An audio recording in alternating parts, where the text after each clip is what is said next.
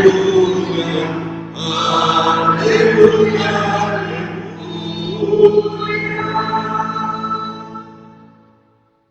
Senhor esteja convosco. Ele está no meio de nós. Proclamação do Evangelho de Jesus Cristo segundo São Marcos. Glória a vós, Senhor. Naquele tempo, Jesus partiu com seus discípulos para os povoados de Cesareia de Filipe. No caminho, perguntou aos discípulos: quem dizem os homens que eu sou? Eles responderam: alguns dizem que tu és João Batista, outros que és Elias, outros ainda que és um dos profetas. Então ele perguntou: e vós, quem dizeis que eu sou? Pedro respondeu: tu és o Messias. Jesus proibiu-lhe severamente de falar a alguém a seu respeito. Em seguida, começou a ensiná-los, dizendo que o Filho do Homem devia sofrer muito, ser rejeitado pelos anciãos, pelos sumos sacerdotes, doutores da lei. Deveria ser morto e ressuscitar depois de 3 dias.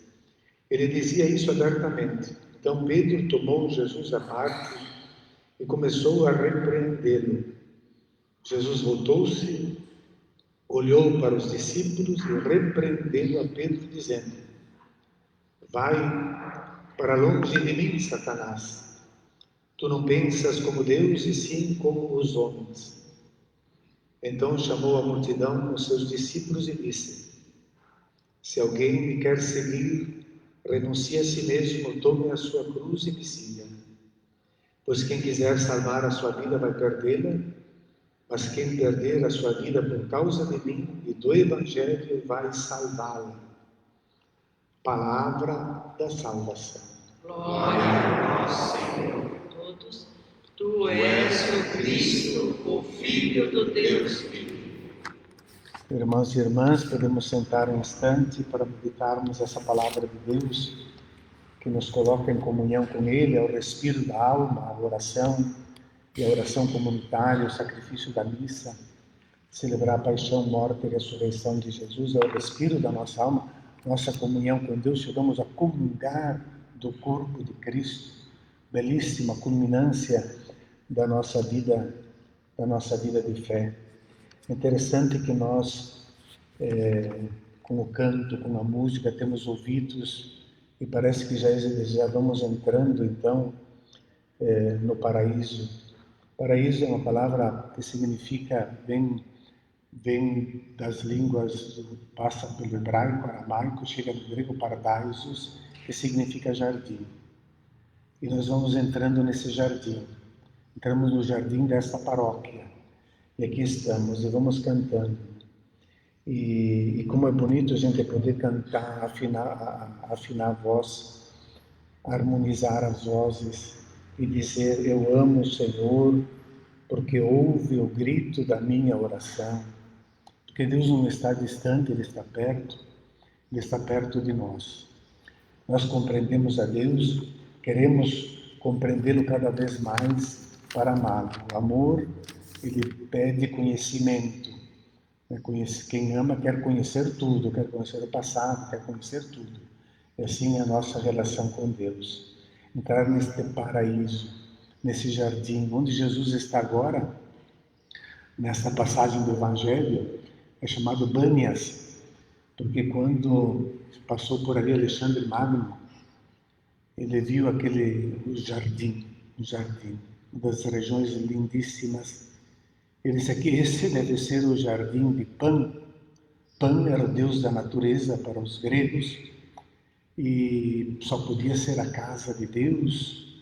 Ele está ali nessa região, aquelas afluentes aos pés do Monte Hermon, os afluentes que vão dar no lago de Genesareia e depois segue pelo Rio Jordão.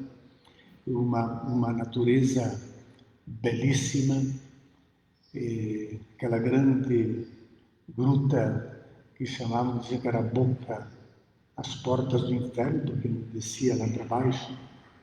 E neste lugar, Jesus vai fazer essa pergunta. É interessante porque a tradução do texto diz que Jesus partiu ali com seus discípulos para os povoados de Cesareia de Filipe. No caminho, perguntou aos discípulos. A tradução para nós fica tempo perfeito, perguntou.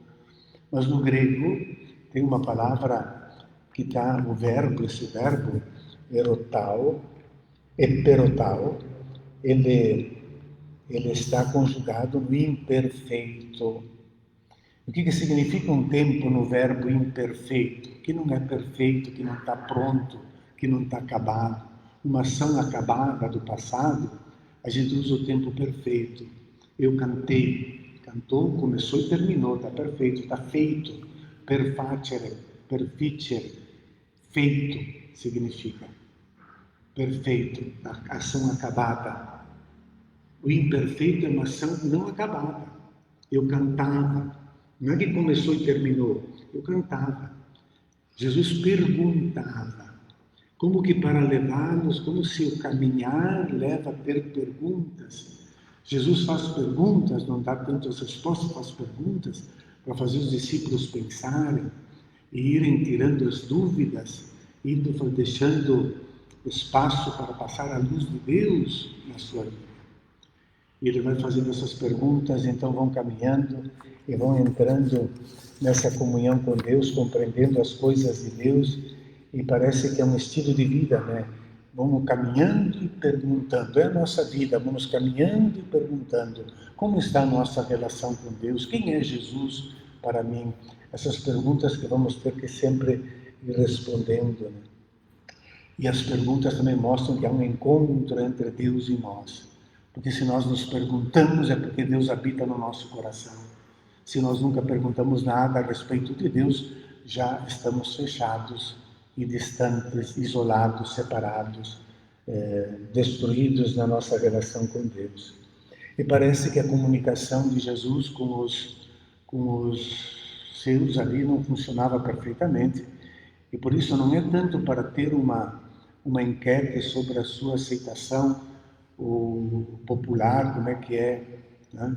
Mas para saber como é que ele está sendo compreendido, porque Jesus viu que ele, a partir do milagre do pão, houve muita má compreensão, e Jesus vai acusá-los: vocês me procuram, não porque compreenderam o sinal, aquilo que Deus quer que nós façamos, mas porque comeram e se saciaram. Então ali que temos uma religião que ela pode desviar daquilo que Deus quer, daquilo que Jesus veio nos revelar, que é uma religião interesseira, para buscar vantagens, que não se compromete com nada nem com ninguém. Aquilo que Tiago lhe diz: tu tens fé? Eu tenho, mostra-me tua fé sem as obras. Então essa fé sem obras é aquela que busca só interesse, não faz nada para ninguém. Então esse é o grande desafio. Também, diante dessas respostas que o povo dá, nós temos sempre respostas também incompletas. Era um pouco sentido popular naquele tempo de quem dizem os homens. Uns dizem que é João Batista. Então na figura de João Batista eles veem aquele profeta que poderia vir para pregar uma moralização da cultura, dos costumes. Porque João Batista foi forte, ele atacou esse filho de Herodes Antipas, por causa do seu comportamento, e acabou morto. Ele ressuscitou para fazer uma limpeza moral. Outros diziam que é Elias. E Elias é aquele profeta prometido, profeta já no Malaquias, que diz que nos fins dos tempos Deus vai enviar o seu ungido. Messias significa ungido, consagrado, para fazer a justiça. Estamos no fim do mundo, vamos castigar os maus e recompensar os bens. Estamos no fim do mundo, mas Elias é o grande profeta do Antigo Testamento, talvez o primeiro dos dois grandes profetas, Elias e Eliseu, que vai destruir os falsos profetas, falsas religiões que enganam e exploram. É ele que vai fazer vai dizimar todos aqueles profetas de Baal, idolatria, é aquele que vai destruir a idolatria, Elias, ou um profeta. É claro que estas respostas trazem um elemento profético de Jesus, mas são incompletas. Pedro, então, tem coragem, tu és o Messias, acertou, mas é incompleta. E devido a ser incompleta, Jesus manda ele não fala para ninguém, não espalhe essa notícia. Jesus é o Messias, mas não como eles esperavam. Eles esperavam simplesmente um ser humano que viria para restabelecer essa justiça no mundo. E a justiça deles é restaurar a realeza de Israel, para ser um povo grande, para ter domínio sobre os outros. E Deus, Jesus, claro, não vem aqui revelar que o Deus é racista, classista, etc. Ele vem revelar que Deus é Deus de toda a humanidade. Então, enquanto o povo de Israel esperava um reino para eles, para esta raça, Jesus veio anunciar que o reino de Deus, não de Israel, o reino de Deus. E então é uma resposta incompleta, e ele não é simplesmente o Messias, ele é Filho de Deus. Quando Mateus ele copia esse texto no seu Evangelho, ele vai completar, Pedro diz, tu és o Messias, o Filho de Deus. Mas aqui Marcos, que é o primeiro que escreve, só colocou, tu és o Messias. Só no fim do Evangelho, que estamos na metade, só no fim do Evangelho, quando Jesus morre na cruz, tem um pagão que vai vendo a morte de Jesus, diz, este de fato é o Filho de Deus. A confissão de fé incompleta. Mas Jesus então os exorta para tomarem.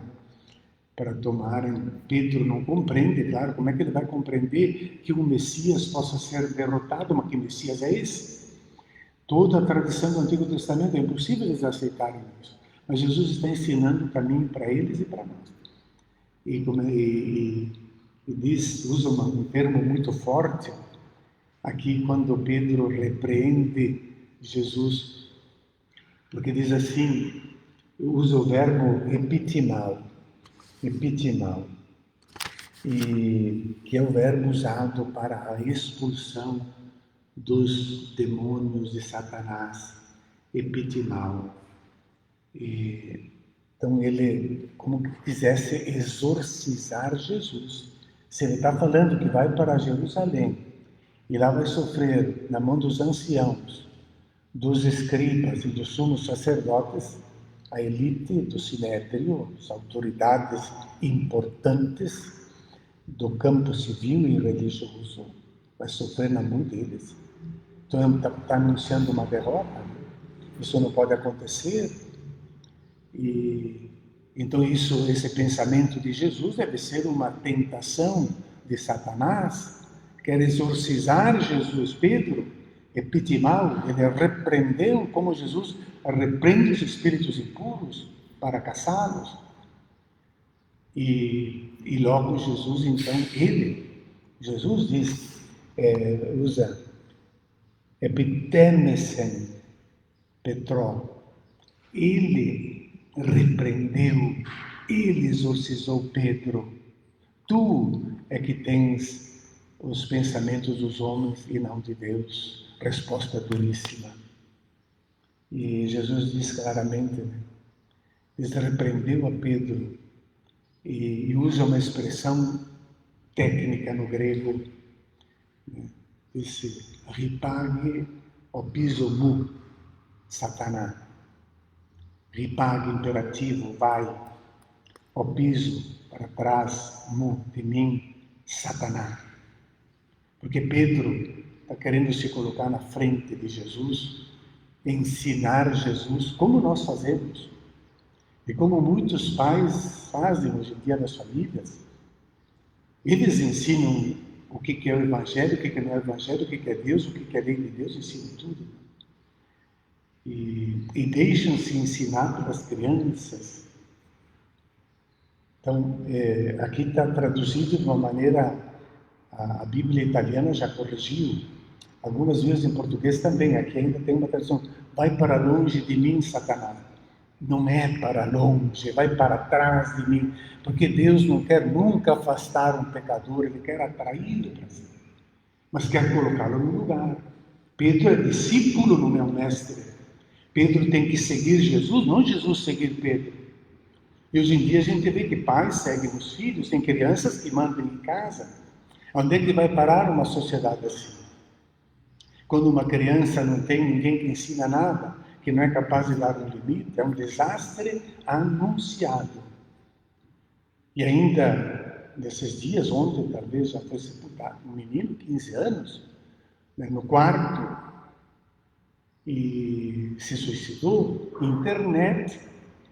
Mas se ninguém ensina, vão querer que as crianças é que tem que ensinar os pais a hora que tem que dormir, o que tem que comer, se vão passar a noite toda acordados nessa internet. Quem é que vai ensinar quem?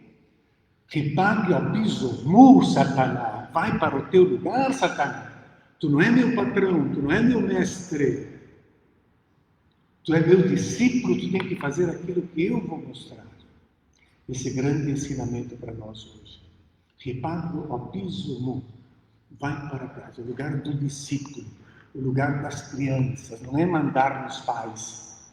O amor não significa que elas mandam, significa que elas têm a segurança do ensinamento, o abraço, a segurança, o conforto, o amor, que não significa serem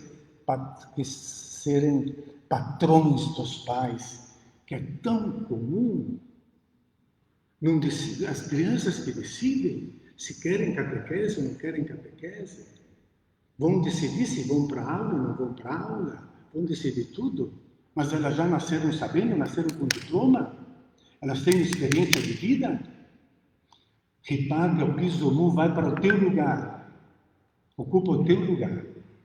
É isso que Jesus está nos ensinando, porque temos que seguir Jesus para mudarmos esse mundo, para que venha esse jardim que Deus quer para todos nós. Tomar a cruz significa esta capacidade de dar a vida.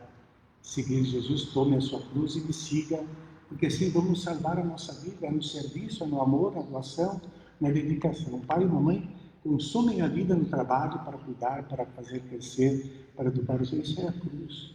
É esquecer-se de si para os outros. Que Jesus nos ajude a vivermos essa fé e sermos discípulos dele, de Jesus, do Evangelho. Vamos ficar de pé, renovar a nossa fé, rezando juntos. Creio em Deus Pai,